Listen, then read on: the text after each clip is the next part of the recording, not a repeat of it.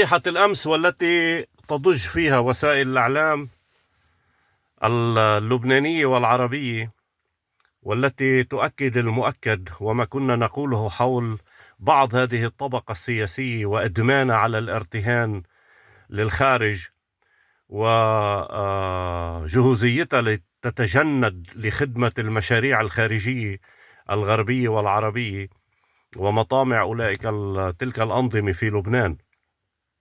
هيدي ندلت رح تدل أو بتدل على هشاشة بعض الطبقة السياسية في لبنان، الذي لا ينتمون إلى لبنان إلا بالسكن وبالإقامة، بينما هم يعتاشون على الارتهان وعلى خدمة المشاريع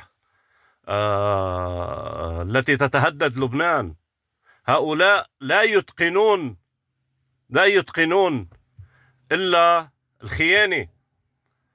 فاجت فضيحة امبارح لتأكد انه لبنان لا يمكن ان يستمر ولا يمكن ان ينهض ولا يمكن بناء الدولة مع هذه الطبقة السياسية.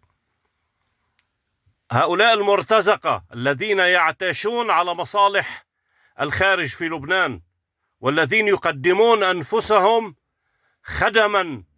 خدما وجنودا في لعبة مصالح الأمم على حساب الشعب اللبناني وعلى حساب الدولة اللبنانية، وبيطلعوا بيعطونا محاضرات في السيادة وفي الحرية وفي الاستقلال.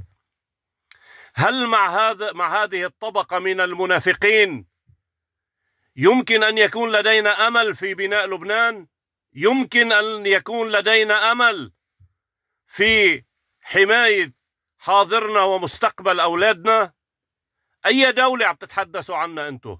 وأنتو مجموعة مرتزقة صغار رخاص، ولك كل يوم بتقهرونا وبتطعنونا بقلوبنا وبعقلنا وبانتمائنا وبوجودنا، وبيرجعوا بينتجوكم.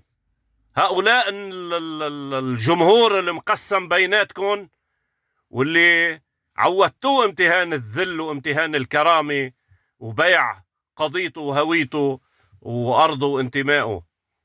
لعنكم الله حتى آخر النفس. لعنكم الله يا مرتزقة يا خونة. شو بده يحكي الواحد؟ شو بده يحكي؟ مجموعة من الشياطين مؤتمنون على مصالح الناس وعلى مصير هذا البلد. لعنكم الله.